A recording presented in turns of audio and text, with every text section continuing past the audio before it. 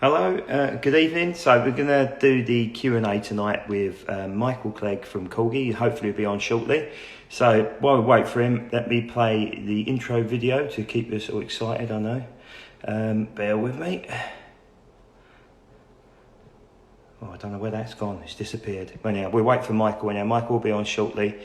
Now, I think just to sort of start and be realistic, I just want to make sure that evening Gary, evening guys. Just to be realistic, I did sort of set the scene on the Facebook page and the Instagram post. Michael can tell us a lot of stuff. Hello, Matt. Yeah, that beard is actually a lot less than it was, to be fair, and the hair's growing back as well, and it's growing back thicker. I don't quite know. This bit was definitely receding, and it's growing back. So, lots of international participation as well. So great to see loads of people watching. Yeah, so just to sort of set the scene. So Michael was obviously the aviation specialist with Corgi, and he obviously helps work with Airfix as well. So he's just been busy setting up the Airfix Club last week, which is a massive success. But he can tell us certain stuff, but he can't tell us absolutely everything. And I just want that to be a sort of a realistic sort of expectation from you guys. We have got an absolute ton of questions. Why is there no sound? Can you hear me okay now? Is that better? Is the sound okay? Can you hear me? Brother-in-law's actually, I might have to actually hold it because it sits on the microphone. Is the sound okay for everyone? Right, okay. So yeah, so just to sort of set the expectation, he's like I said, the aviation specialist, and he's able to tell us a lot of stuff. But in terms of other bits, and thanks for reaffirming me there, guys. He can't tell us everything around the business, but he's going to try and answer as many of your questions as possible. Realistically, we've set an hour for this. So the plan of action is, I've got a few questions from myself, Dan and Gary, who help run the page. Then we'll do some Facebook questions, some Instagram questions, and then some questions from the forums. If there's anything we can pick up through the night, great, we will do. But like I said, we don't want to be here all night for the poor sod. He's taken a lot of time out to come on with us tonight, and I'm really, really appreciative of it. So what I'm going to do, I'm going to try and add him into this now. Bear with me. He's got a magnificent lockdown beard as well, so just waiting for him to accept it. Even Jason, there he is. There he is. I thought you said you was going to do your hair for tonight. Rude. That's not a good start. How you doing, buddy? You right? All right. I could do with some of that you've got on your chin on the top bit here, I think. Yeah, well, I'm doing a comb back. That's but no, I'm just saying actually, since I've shaved my hair's come back thicker. I don't quite know. I mean, I'm not advocating that for anybody who wants to go and shave their hair off and it doesn't grow back. So let me just clarify that.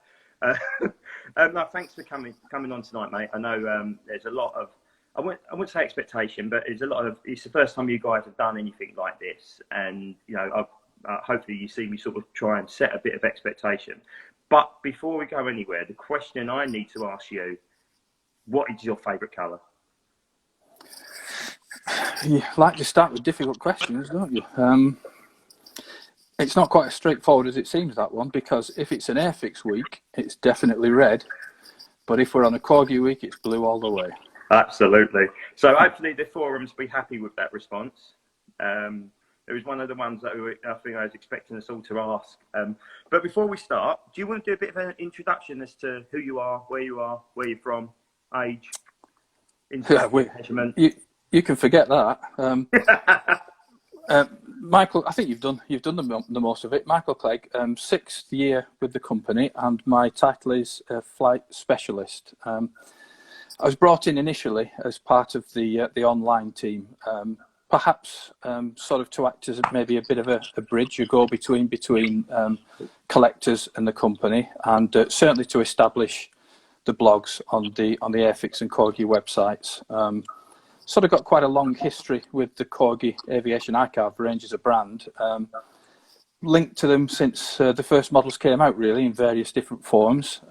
So quite a little bit of history, and a handsome collection of my own, but hopefully the missus isn't watching this, because we could be in trouble, that being the case. And, you know, with regards to, you know, being this length of time with the company, the sort of things that I get involved in as well as the blogs is writing the catalogue copy for Aviation Archive, for the and certificates and what have you, doing research, bit of model checking, sort of realistically anything that I can sort of stick my nose into that's aviation and military related. We're quite a small team, so there's a lot of work to be done, and you know, we try and do it to the best of our abilities. But for the last 6 years, I've probably been chained to the computer more than I think is probably good. So my air shows and real live aeroplanes have suffered for your diecast ones. So go easy on me tonight.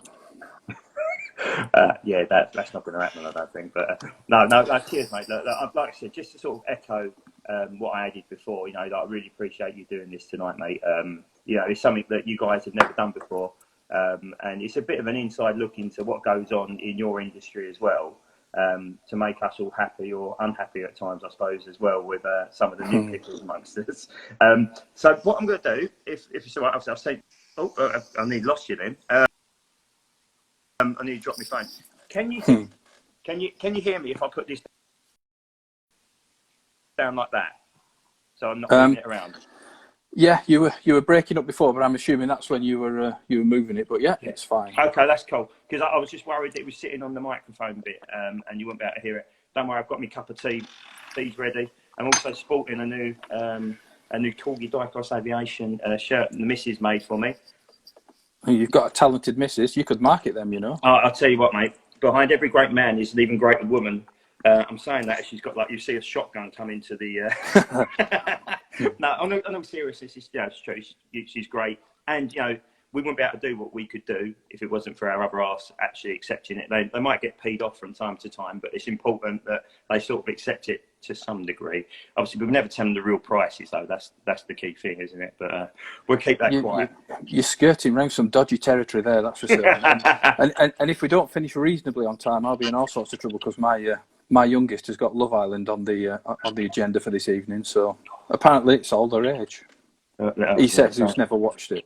Yeah, no, don't get sucked into that, mate. So I'm going to ask a couple of questions from myself, Gary, and Dan to start off with. I've got to try and find Dan's video, because for some reason it hasn't saved on my camera roll, which is a bit of a pain in the bum. So first one from me, just something quite personal. I think from a personal point of view, what's the model you're most proud of developing since you've been under Corgi's sort of brand?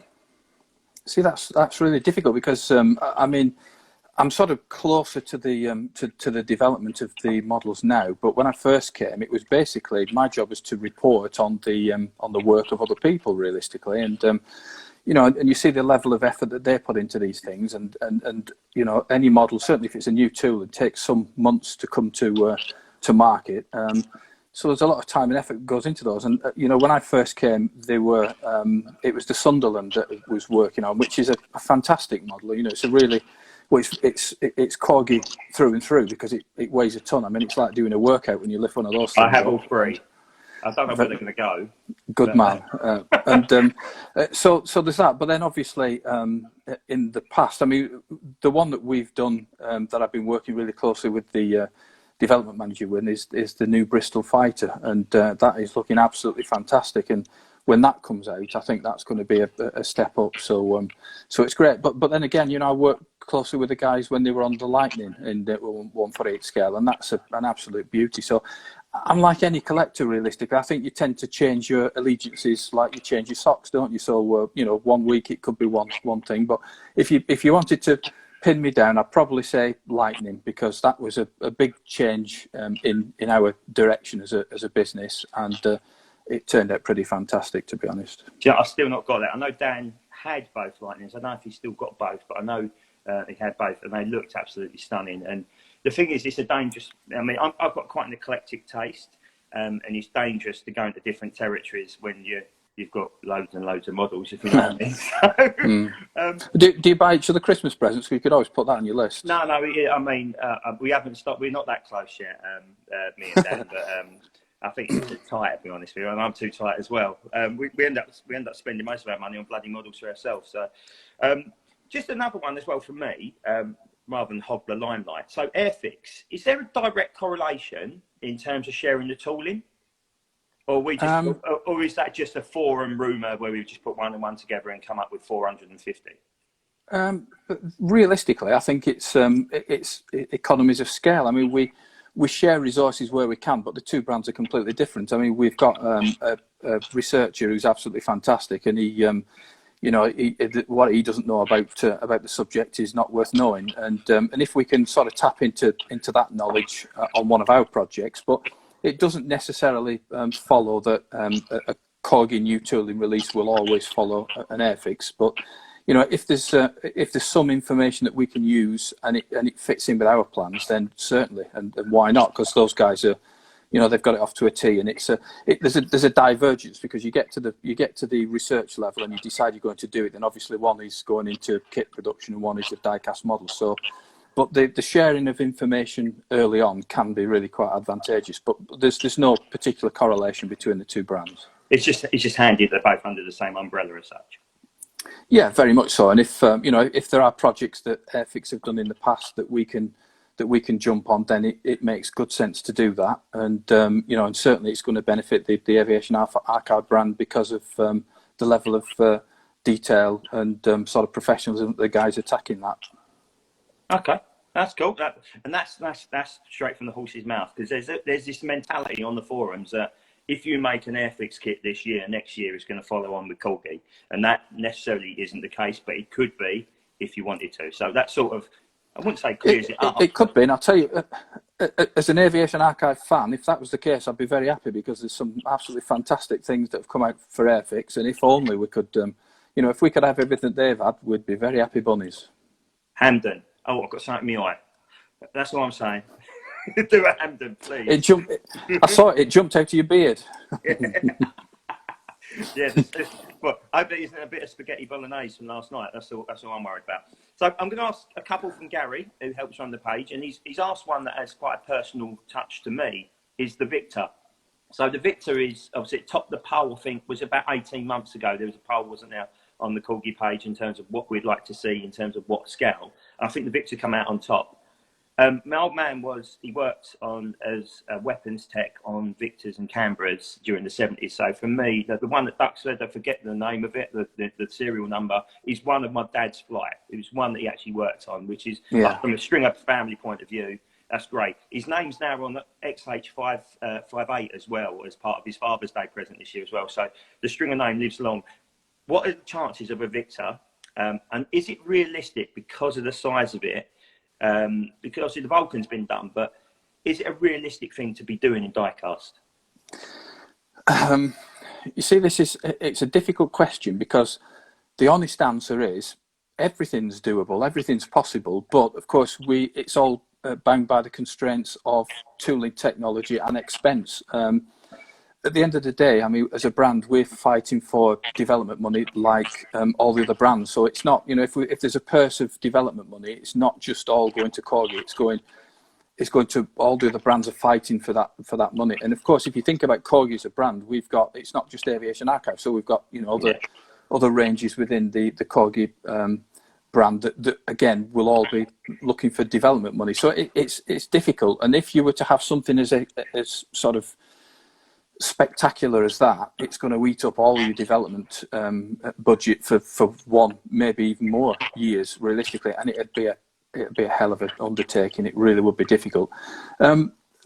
It's possible, it's doable. Of course, we'd all have to make the decision as whether we think it's the right choice from a marketing perspective and from a revenue perspective. But the honest answer to that is that everything is possible and everything is doable. I mean, we've proved with the Vulcan that a tooling of that magnitude isn't beyond us. There are other, considerations about the rigidity of the tool, the fact whether it could be cast properly and stuff like that. So there's some boring, manufacturing technicalities that need to be considered. But it's definitely not a no. But there's a lot of things that have to fall in line before it's a yes. Okay, cool. No, that's great. Look, that's the answer. Look, we were sort of hoping to hear that it could be done, and that's really, really key. Gary's got a really, really, really good question as well, which sort of ties into sort of what sort of air show performers, sort of and passenger flights. So, with the popularity of Duxford, Battle of Britain film, and air shows, and of course now you can fly in the two-seat Spitfires, Hurricane soon to be at Biggin Hill, Boson and Mustang. Are there any plans to toll a Boson or a Spitfire TR9? Again, it's going to be a little bit repetitive, and you're going to think, he's reading this off a script. But they're all on the table. They'll all get discussed. But if you think about it, we actually ran a Corgi poll on the Diecast Diaries blog, which I'm sure all your viewers have signed up for, and they read that avidly. And good boys and girls. And it's with that we had some real big hitters that you would expect Corgi to do. So I mean, with our heritage as a brand, there are some subjects that you would definitely think are Corgi territory, and then some of the favourites came up there. They didn't really appear. Obviously, as an aviation archive collector and an aviation enthusiast, I mean, I'd love to see a Boson. I love those things. They're absolutely fantastic. When I was a young man, I was at Duxford when Black 6 came blasting from the M11 end, and it made the hair stand up on the back of my neck. And from that point onwards, I've just been an absolute Messerschmitt fan. And the Bouchons are the closest thing we've got in this country to Messerschmitts, and they've got some real heritage with the Battle of Britain film. It's a possibility, but if you think about the fact that if we were to throw a straw poll open to your viewers now who are watching, you'd get any number of suggestions, and every single person will be able to give a valid reason why that should be incorporated into the range. So they might appear. There's every chance they could appear. But every single one of these decisions will have to be ultimately made on a commercial footing. So, we'd have, when we were discussing this, we'd have on the boardroom table, there might be, 4 or 5 different options that we could potentially introduce in that year as a tooling. And maybe 1/2 would get through, and we'd discuss the merits of each one. But, we do take notice of what people say. We are aware of what's going on at the air shows, and we might even bump into you whilst we're there. But it's it's doable. It really is doable. But you see, we would have to make sure: is it the right thing for us at this time? Is it is it the right thing for the range? And we'll make a call on that score realistically. I think I love the Boson, but I'm a proper plane geek, so I know the difference between a Boson and the 109. But to the casual air show goer, they might not. However, I would buy every single Boson that could possibly be part of the Ultimate Fighters, of course. Battle of Britain film history, piece of cake, Perfect Hero, all that sort of stuff. So they've all been, they're all relevant to me. But no, that's a great answer. No, thanks for that. Appreciate it. Well, I've not finished actually, because you're right. I mean, it's they being at air shows. I mean, you would find that loads of people share the same view as yourself. But then you'd also see the other guys who would say, well, it's not for me because I only like sort of authentic World War II aircraft, and it's not that. So it's a tough one, and it's you think these decisions are taken lightly, but they're not. There's a lot of discussion goes behind these, and the selection of any new tooling is hard fought, really. I think the best term I've heard in this. So I don't know if Elliot's watching, who runs the Vintage Aviation Echo. I know his cousin Matt's watching, who works at Wheeled Aviation, actually giving him a bit of a plug there. He said if you ever had the money, you would buy a Boson, put a Daimler-Benz engine on it, and then paint it in Spanish Air Force colours, just so people could have complete meltdowns. So it's completely lackable authenticity, which is brilliant. I think you should interview that guy. He sounds like he might press a few buttons. Oh, he would. Just to do it, just to see people just go absolutely bonkers. I see Dan's dad has just joined, so it's a perfect opportunity to play one of young Daniel's videos. So I'm going to try and cut him into this interview because Dan was desperate to be on this, but unfortunately Instagram only let us have the two-way chat, so he couldn't be bothered to drive down to me. I certainly can't be bothered to go and see him. I don't know He'd have to bring your lightning if he came down. Yeah, absolutely. So here we go. So I'm good. Yes, I'm good. Yes. So here you go, Dan. This is Dan's big moment. I'm just going to play that first video. Here we go.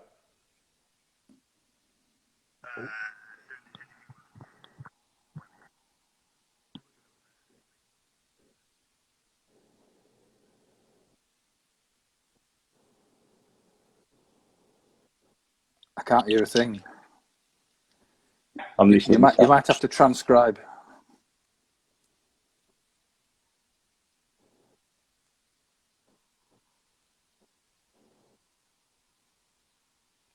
He's a good-looking devil, isn't he? Well, don't tell him that.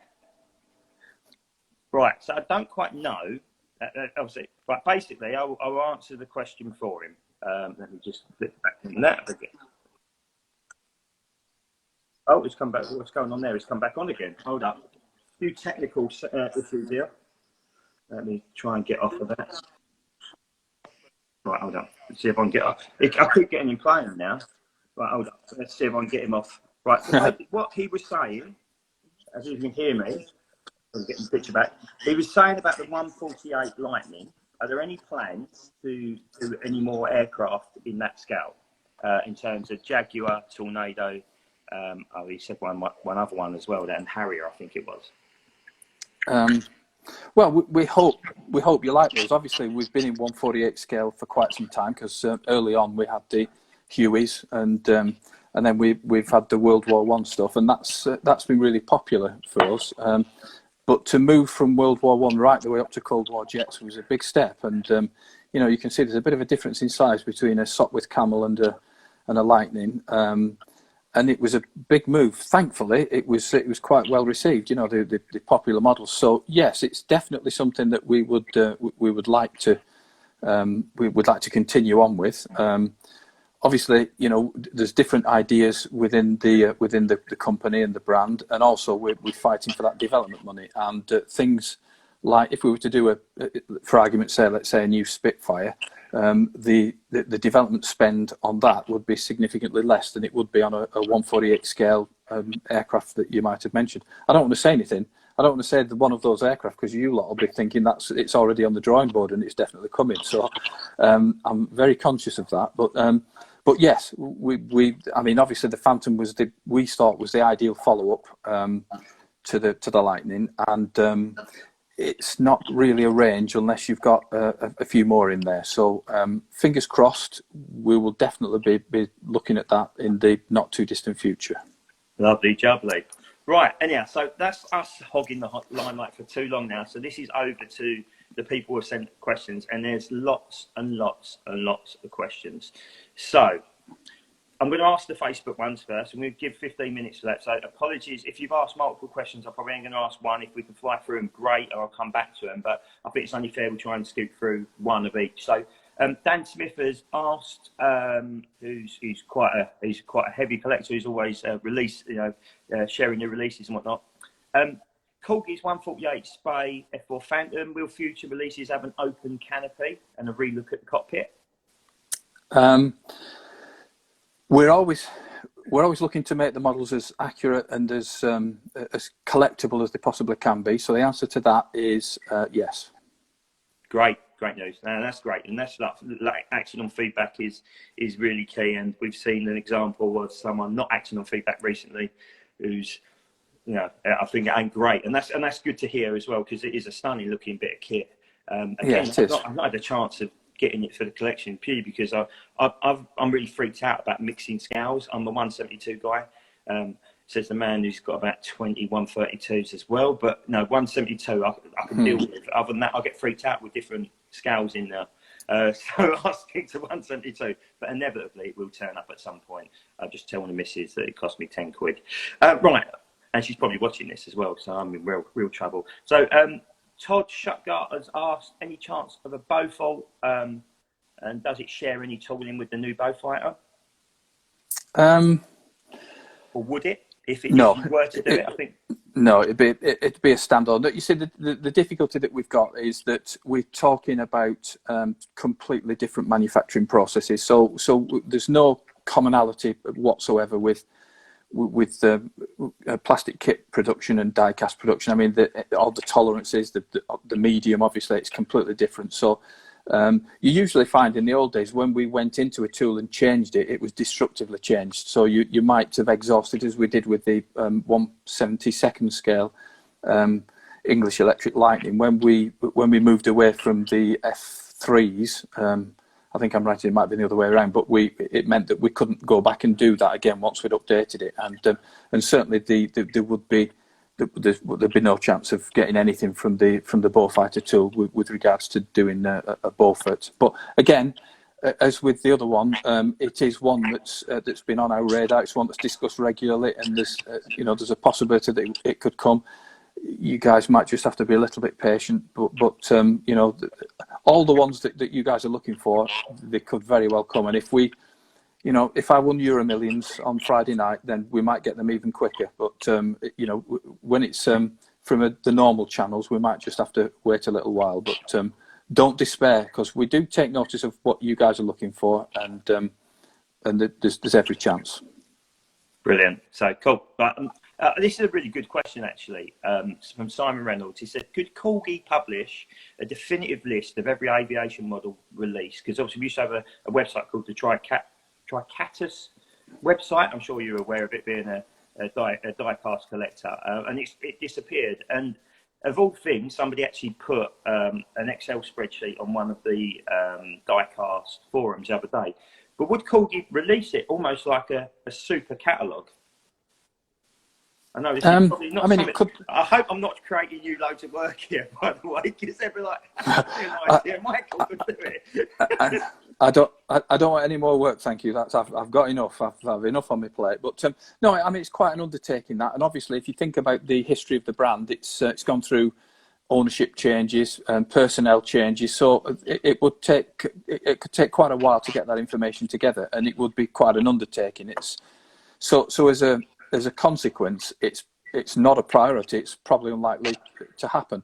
The old Collector Club used to produce one from time to time, and although it wasn't without its faults, it was certainly a nice aide-memoir, and there's nothing to say that won't happen again. I'll tell you what would be a good idea, because I mean, obviously some of our collectors are really quite knowledgeable, and they've got some really sort of huge collections and a good idea on these things. It might be something that somebody might decide to do themselves as a collector, and we get involved in that, and so that's definitely doable. So it wouldn't always have to come from us. Obviously, we'd check it, but a lot of your people would have just as much knowledge about that, because they've gone through the changes, and they'll know exactly what's gone before. But yes, there have been printed copies done in the past. It would be fantastic. We'd like to refer to it as well, but maybe one of your guys could get in touch with us and offer to do it. That'd be a really positive thing. And I know Dan probably would as well, without creating myself loads of work as well, because I've got a busy job. But I would happily contribute to that. If someone could lead the way, I'm more than happy to help contribute to that. If someone wants to start that, I'm here. Give me a shout. And I've got enough bloody models to take pictures of. So I'm happy to do that if someone wants to start it. I'm not. It sounds like a really good idea, and realistically, that's the benefit of things like forums, because it's supposed to be a group of individuals with a similar interest, and we all share ideas. So it's we can all pull it together between us, I suppose. Well, I know an Australian guy who may well be leading the way on that, so I'll drop him a message after this, that's for sure. And speaking of Australians, lovely Aussie friends, so it's the Royal Australian Air Force 100 next year, and again, bit of a personal thing there. So there's been a long wait for a Royal Australian Air Force Canberra. So a couple of questions tied into that. Also, there's one just about to fly at Temora, I think, at Temora Aviation Museum in Australia. So it's going to be the only flyer in the world, or barring the NASA one, of course, which is technically not a Canberra, it's a Martin B-57 or whatever it is. Does the tooling still exist? Because I don't think it's been done since the new Corgi been under Hornby ownership. And B, is there potential for it? Because it seems to be the Aussies are absolutely desperate for a Royal Australian Air Force Canberra. Yeah, we love the Aussies. The Aussies are really good supporters of the brand, actually. So we do like to always put some stuff in there that's going to be of interest to those guys.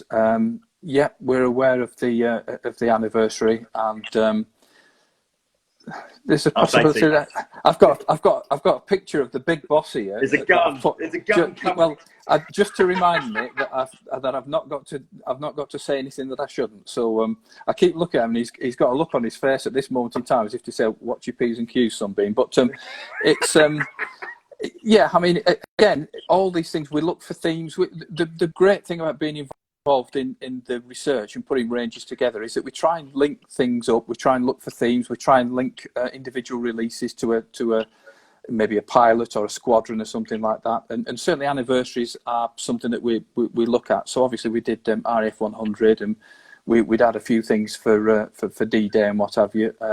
So yes, we are aware of it. We know those guys are really keen supporters of the brand, and we'll always try and look at it. I've skirted around the Canberra question.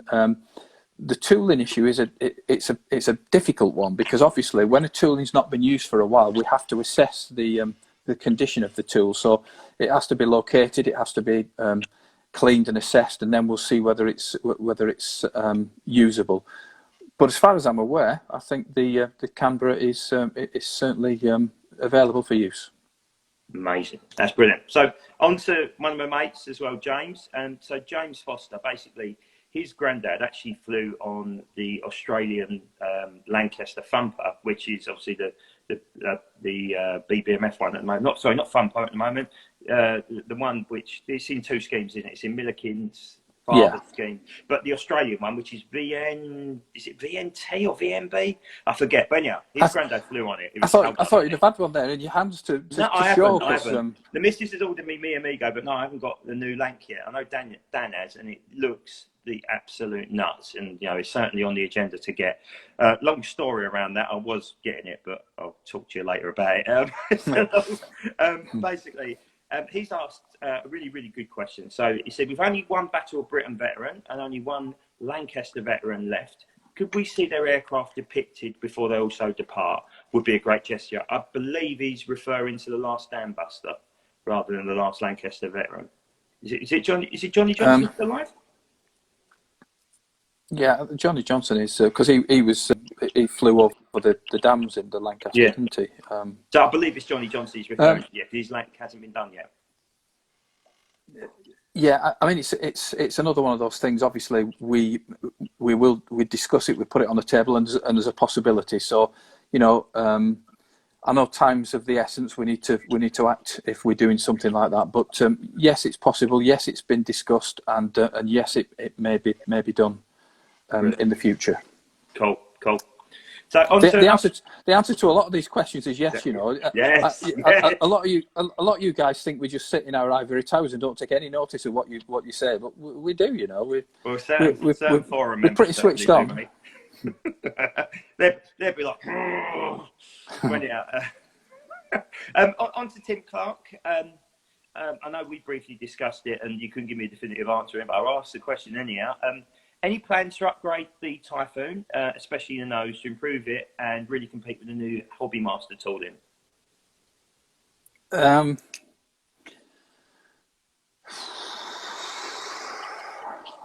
just have a quick look at the boss. It's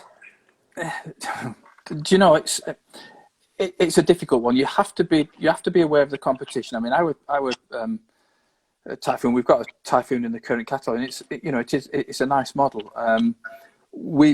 If we could make it better, if we could open the tool and make it better, then we certainly would look into it. The possibility of completely redoing it is not beyond the realms of fantasy. But again, it would have to fall in line with all these other things. And when we were in the development meetings, it would be discussed. And at that point, it'd be viability scored. And if it came out on top, then yes, there's a high possibility. If it didn't, then it would be looked at again at some point in the future. So the answer is it's a possibility, realistically. Okay, that's cool. So I'm looking for the answer. That wasn't the answer you wanted, because you went all frozen then, and I thought, it's not happy. That's just my natural look, mate. So if we get a chance, we'll come back to some of the Facebook ones, but I'm conscious there's a lot of questions from Instagram and a lot of questions from the Model Hangar Forum as well. So we're going to move on to some of the Instagram questions as well. I'll try and answer them a bit quicker then, shall I? Yeah, so one of our Instagram followers, Ziza, asked, what's your favourite plane or aircraft or helicopter? It's like I said to you before, like all collectors, I change my socks. I love the Luftwaffe stuff. I love Messerschmitts. I love anything that's anything Gladiator based. I love the Gladiator. I think it's absolutely fantastic. In the hands of Nick Gray at the Fighter Collection at Duxford, it's unbelievable because the Shuttleworth one's flown quite sedately. I mean, they do throw it around a little bit, but Nick Gray in the Joker role in the Fighter Collection's Gladiator is draw central. Unbelievable. Just Nick Gray in general is just he's basically, you can tell he's definitely his father's son. He knows how to throw an aircraft around, occasionally breaking them as well in the terms of Berlin Express. What a pilot! Great pilot. I've been lucky enough to be at one of the evening events at Flying Legends, and I've seen that fella dance. So I'm saying nothing. He is a lunatic, but he's a top guy as well. Really, really nice guy. Really engaging with people. But yeah, he's a great pilot. Absolutely great pilot. Yeah, I as a favourite, I don't know. I love them all. I love ME-110s. I think they're absolutely fantastic. I mean, the TSR2 was a good one. If you were asking me for a tooling, I'd probably say Gladiator. I think it's absolutely fantastic. Yeah, it's great. I think I've got all of them now. I'm pretty certain I've got all of them, apart from obviously the new one that's due out, the Battle of Britain one. But yeah, I've got every Gladiator and every Lizzie as well, which is another underrated aircraft, a little chugger. Oh yeah, it is. See, when you think about it, I'm quite fond of Lizzie's as well. What do you? I'll have to go with Gladiator. I like a Lancaster, and I like a B-17 as well. But I mean, if my loft takes another B-17, it's going to come through. I'll tell you, it's a nightmare. Well, I've got Mi Amigo on the way as and when it's released. The missus and Ray bought me that for Father's Day, as well as a Meteor and F1 as well. F1 V1, sorry, not an F1. So I'm a very lucky boy, and I cannot wait to see Mi Amigo arrive. It looks like an awesome bit of kit, and I know obviously you covered it in the last Diecast Diaries as well. For those, little plug for you there. For those who haven't read it yet, some real detail on the scheme and how it's evolved from the initial sort of the initial start of it, I suppose. You're finding more. I guess that's the problem with designing the model or sort of producing the model. You're finding more and more bits as you go along. I think the perfect example was the Israeli P-51 and Mozzie set you said. It was completely blue and yellow when it first turned up. Do you know? I think somewhere in the recesses of my collection, I've got the pre-production models of those, and they're just light and day different to the release, and it's really interesting to see the difference between the two. But that's old Corgi. That sort of stuff doesn't happen there. We know what we're on about. Yeah. A little disclaimer. There's a few people coming. I can see some of the comments, and some of them are saying you like them all, and they're not wrong. This is a really good question actually from Wilder Jones. So the new P-51 mould, I absolutely adore. I think it's the best since Dragon Wings, and I love Dragon Wings. Don't like putting them together, but I think they're the best Mustangs on the market alongside Dragon Wings now. But he's asked, Gemini, Aces, who you were familiar with, had the moving rudders and flaps on the P-51. Why did Corgi opt against this? That's quite an easy one, really. When the Gemini Aces range were being put together, it was all about innovation. They were desperate for innovation, so they wanted things that was different to what had gone before. And the moving control surfaces were seen as being an integral part of that. Now, from our perspective, if you introduce moving parts, you're introducing additional thickness, and it's not scale thickness. So there's a trade-off when you're in 1/72nd scale to get those a rudder to move. You've got to put a rod in there, and that rod is going to be completely out of scale. So you've got the option of having it to scale and try and get, because it's difficult in diecast to get the scale thickness is correct anyway, so that it doesn't look toy-like and it actually looks like a collectible product. So that's the reason. It's the reason of authenticity, realistically, because moving parts certainly in 1/72nd scale will tend to introduce overscale, which is what you're trying to avoid. Okay, that's an interesting question. I mean, to be fair, I mean the big thing with the new Mustangs, undercarriage. The old style Mustangs was like the worst thing in the world. You'd put them on your shelf, you'd walk away, it knocked one over, it's knocked the other 7 that are lined up next to it all over as well. You put blue tack in them and you can see big lumps of blue underneath. Then you had, of course, the cowling that didn't give a smooth finish all the way. It's a Mustang, but when you look at it now in hindsight against the new one, they're chalk and cheese. And you have to make sure you display a Focke-Wulf over the top of it just in case, make it look like it's had a strafing run. That's that. We did that purposely. But no, I mean, when you look at these things, I mean, a lot of people would have looked at what we were doing by updating 109 and Mustang and what have you, and said, well, why would you bother doing that? Well, you know, we tried to at that time introduce more accurate models with a little bit of innovation. Obviously, you've got the flaps on the 109 and stuff like that, and it's all about improving all the time. I think if you can improve on what you've done, then it's certainly viable. So, you know, if you're looking at taking an older tool and making it significantly better to reflect, you know, current design and manufacturing standards, then you've got to look at it really. Okay, no, that's interesting. And sort of tying into that, JBD272, whose Instagram names they're all too fuzzy for me. Mine is just Mark Stringer, so obvious. Can we expect lots of new tooling in the future of existing types rather than new aircraft? Is there a trade-off in that, or do you try and do an older aircraft and a new aircraft at the same time? No, definitely. There's definitely no hard and fast ruling for that. It's just a case of, as I was saying before, when we are discussing putting a range together, we'll discuss the capex, the new tooling projects at the outset, realistically. And there's a list, and we work down the list, and we point score it, and whichever one or ones come out top, they're the ones that we do. So anything that looks as if it's going to have sales longevity, because at the end of the day, let's be honest, we are a business, and we have to make sure that we produce the things that people want to buy. That's the top and bottom of it. So that is a big reason as to the selection of certain things.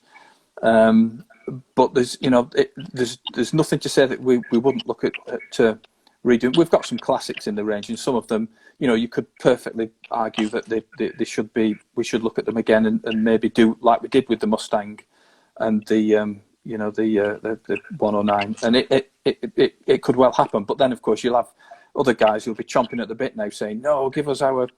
I nearly said something then, and I shouldn't. But if I say it, it don't mean it's coming.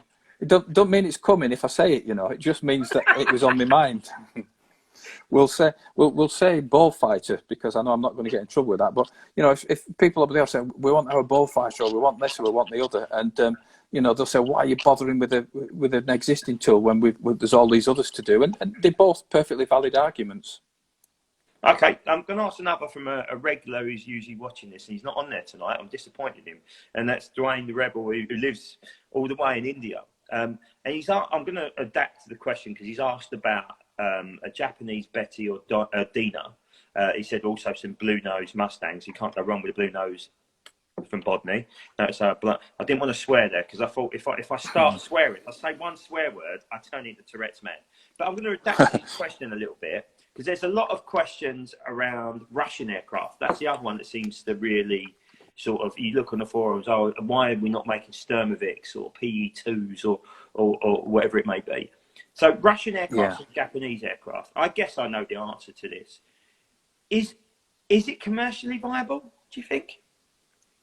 I don't know, you guys, realistically, you guys need to answer that question because we'd love to do them. I mean, they're fantastic aeroplanes and they would grace any model collection. The truth of the matter is that we always have to look at that commercial viability aspect, and it wouldn't be the fact that it wouldn't be a good subject. You know, you could have the Dyna could be on there, and it could be on the same table as, let's say, when we were looking at the Phantom, and it might be relegated because the Phantom was the right one to do at that time, and then it will get reintroduced at the next time we're discussing it, and something else might have come up. You know, there might be a particular anniversary that we want to commemorate, or you know, something's happened. You know, a new aircraft has been restored and it's on the scene, you know. So and so it's never a cut and dried situation. It's not, you know, I couldn't give you an answer now and say that was definitely going to be the case. But we do look at these things, and they would look absolutely fantastic in the aviation archive range, and there's every possibility that they will come. So, you know, we don't not do them because we think that they're a little bit, you know, esoteric or whatever. We probably don't do them because there's a more viable subject to do at that particular moment. Okay, no, that's a good answer. And you know, if you had a finite amount of cash, you'd go and do 600 models. But you know, I mean, this is coming from me, not you. But the reason Corgi are under Hornby ownership now is because they got it quite wrong all those years ago, and they could have gone the other way. It could have gone south, and the modelling hobby or diecast collection hobby would have been in complete danger, losing one of the main players. So it is that trade-off about making, you know, being in retail myself, you've got to make it commercially viable. You can't just chuck money like it's Wolf of Wall Street. You're Jordan, what his name is, Jordan Bruce, or whatever his name is, and you know, just throwing money all over the place. You can't. But you're quite good at this, you are. You could be the new Graham Norton. It's you're quite good at this presenting stuff. Oh, thank you very much. I'll try my best. I've got a really good question here for you, and it's quite random. But I like it, because obviously I'm quite insane. This is going to be the difficult one. This is the one that's going to get me into it.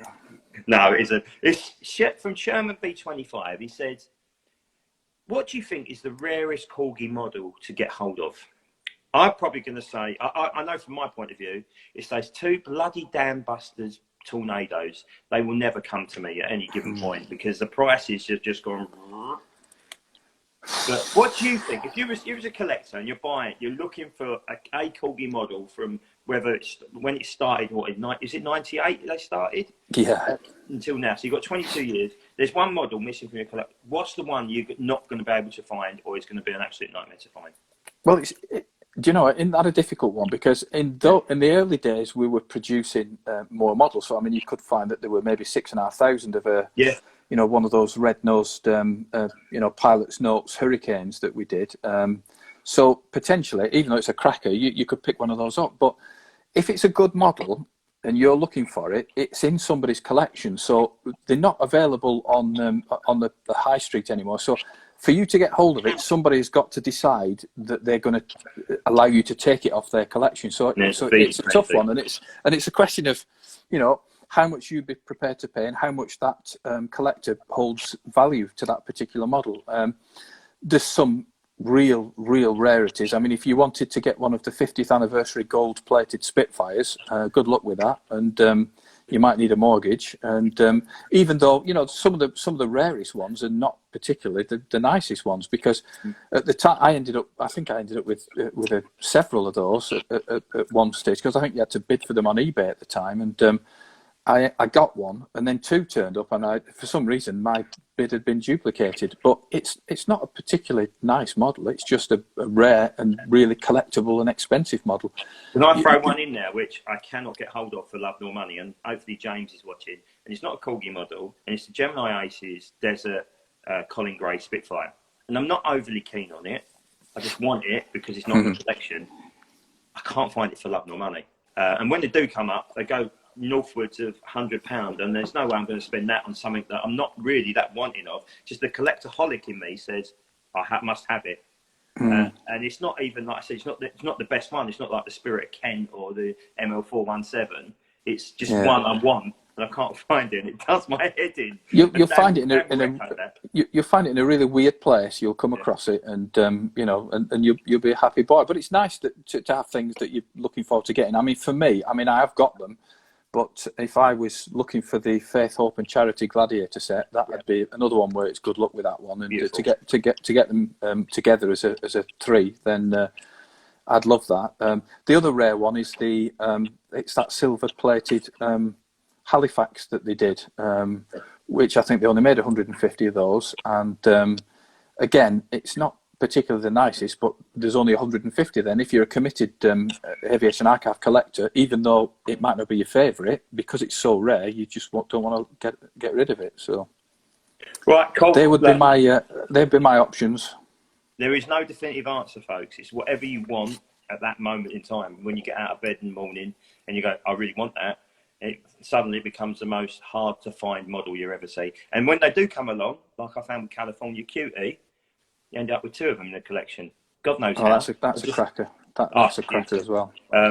Some of them, some of the B17s, 909 and Bitter Lace, they're just crackers, and they're difficult to come by as well. But we're all the same, aren't we? And once you've got it in your collection, it's difficult to prize it off these people. So we'll just have to keep turning out decent models for you guys. Right, I'm on to your favourite subject now, the model hanger forum. So for those who don't know, forums are where a lot of people go to sort of talk about diecast, and they can be, how can I say, they can be really positive, they can be really negative, and they can be really critical. And I don't think they're doing it in a way that wants to pull people apart. They just want to see improvement. So some of the questions on there are probably going to be more tougher than, say, a Facebook and Instagram pages. So you might want to put your tin hat on now and just go, I've been really looking forward to this. No, they're not too bad, actually, to be fair. They'll be good as gold. So we've only got 10 minutes left anyway, so come on, hit me. Christian Oakley, who's been really helpful in trying to collate the information for me, I've answered 2 of his questions. So is the 144 scale done now? Is it not on the agenda anymore? It's not done. Obviously, the toolings are still there. The difficulty that we have is the pricing issue, because things have moved on, and those tools are really quite old and quite not. Well, they're still nice. I mean, and they've got the heritage of the brand, because that's how we started. But they are quite. Well, they're showing their age now, and would you guys be happy to pay maybe 70 quid for something like that, and would we be prepared to run the risk of that, because they might all be sat in the warehouse? So that's the only thing I'll say to that is, if it was the guy who's asking the question, it's a perfectly valid question. If it was his money and his company, would he do it? Because that's the question that we've all got to answer. The dumping days were, as much as they were great for the collector in terms of the manufacturer, they obviously, you were just practically giving away stuff, and that's what got me into the actual hobby, by buying a 132 Mustang for 29 quid in Model Zone. But how is that viable these days? You just couldn't. Well, it's a difficult one as well, because it's undermining your retailers. Because as a former retailer myself, if you're collectors who stick with you through thick and thin, buy a model at pre-order, and you give them 10% off, and then they can find it 6 months later and it's significantly cheaper, I mean, they're going to feel a little bit aggrieved. So it's a tough one. But the thing is, from our perspective, we just need to produce the right models and execute them well, and and leave it so that you guys can't resist them, really, and then everybody's happy. Cool. Baba Real, any chance of a Kiwi Sunderland? I mean, the Sunderlands are magnificent. We've got an Aussie one, haven't we? And we've got the Camo one and the Pembroke Bay one. So Kiwis, obviously we can't forget about our Kiwi friends. No, definitely not. And again, good supporters of the brand. We always like to consider, some of the overseas. I mean, all these guys contributed massively to the Second World War, and that seems to be our strong areas. So the honest answer to that is there's every chance. Cool. I'm going to ask you, I know we spoke about this. Bluefin has asked about an F4F Wildcat or Martlet. Would it be considered, again, is it financially viable? Because of the size of the model, you'd have to obviously market it in the same bracket as a 172 fighter. Does the value, and does it add up? It's a tough one. Yes, we would consider it. Yes, it's viable. But again, at the end of the day, when it comes out to what the price of the model would be, it's whether we think you guys would think it's a cost-effective addition to the range, and that would be that's the acid test, realistically. So honestly, without a word of a lie, nothing is off the cards. But there's a lot of things to consider before we actually press the button, if I'm being honest. Okay, cool. Getting a bit tough now on this one. Sean 507 has asked, so the P40B, I really love it, but the canopy always seems to be coming up as the big issue. Will it be looked at? Yes. That Great was the answer. shortest answer of the night.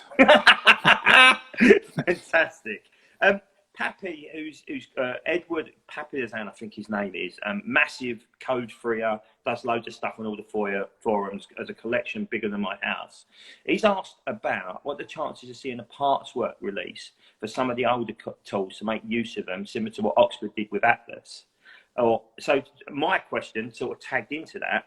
Could we see like a Legends or a Warbirds range again at some point to get the younger collectors into that sort of bit between toy and model? Because a model isn't a toy, despite what my missus says to me. Yeah, again, perfectly valid reasons. I mean, obviously, we do mirror what you guys think in a lot of instances, because we're all cut from the same cloth, if the truth be told. So yeah, all these discussions are had, and it's most definitely a possibility. It's a case of everything being aligned, as we said previously, but that's a perfectly sensible thing to look at. Brilliant, cool. I'm going to throw a load of questions. I know time is of the essence. So I'm going to Ian has asked. I don't mind if you overrun a bit. It's just that if a particular difficult quite so well, to be honest with you, so you're not too worried about that. Ian has asked about, could the Corgi logo on the underside of the aircraft be replaced with a removable sticker, or is there some sort of branding thing that needs to be there for the aircraft to have that? Yeah, that's not a question. If we, I mean, the brand manager and the development manager would be better placed to answer that. But I certainly think it's an ownership and and a protection of property yeah. So if someone tried copying the mould, I guess. Yeah, an ownership thing. I think. I mean, I can't give you a definitive answer on that one, but that's what I would suspect, and I think it would be difficult, nigh on impossible, to lose that really. But you'll just have to encourage the development manager to come on here, who hopefully is watching tonight, and he might come on and answer some of these slightly more technical questions. No, that'd be brilliant. 4045 has asked about any plans for a retooled Lank and Mozzie. These are the bread and butter. And I know obviously it's been around for a long time now, and it's still, the latest Lank is absolutely stunning, and it's got an additional aerials on to replicate obviously the BBMF machine, which I think is really cool, and it's great you've looked at that. Any plans in the immediate future to look at them? Again, the true answer to that is yes. Both of those are absolutely historic models in the hobby, realistically, because obviously when the Lancaster came out, nobody could believe that anybody would produce a Lancaster in 1/72 scale in die-cast, and it was a dream come true for a lot of people. It's been a fantastic tooling for us, and yes, there's every possibility that we could look at it, and that, I can't say more than that. I mean, we love it just as much as you guys do, and there's every chance. So I've just been joined by two German Shepherds in the kitchen. Things could get noisy in the near future. They remember that you said you're going to finish at 10 and they want at 9 and they want the dinner. So yeah, they've already had the dinner. I think I'll be their dinner in a minute. I mean, the other one's polishing off the biscuits on the floor. A really good question here from Spay. They've asked about the F-35. Pretty brutal. Is there any chance of Corgi looking at an F-35 as there isn't a decent one on the market? So that's not a dig at you. That's a dig at some of the other brands. Again, there is definitely a possibility, because it's it's one of our current inventory, and one thing that certainly younger collectors like to get is an example of the aircraft that they can see performing in front of them. I don't know what you guys think. Personally, I think it's an ugly devil.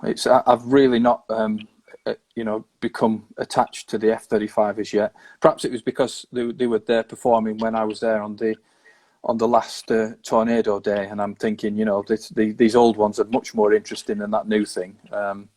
But no, for me, it's just a bit of an ugly duckling at the moment. When we get some special markings on it and some nice tails, perhaps we'll start thinking a little bit differently. But yeah, it's like everything else. It's one of those that's that will be on the table. It'll be discussed, and whether, you know, if that's at the top of the pile on that particular given day, then it'll get done. So it's a definite possibility. Really good question from Tickety Boo, who's been around the forums for a number of years. Given how popular the Corgi Axis range is, could we look to see an expansion of this in the near future? So if you think the ME10s, the JU88s, HE11s, they always seem to sell fantastically. Do you think there's market there to expand it even more? Well, seeing as I love the German stuff from World War II, I don't want to say yes straight off, because that sounds far too positive. And it sounds like we're definitely doing it. But no,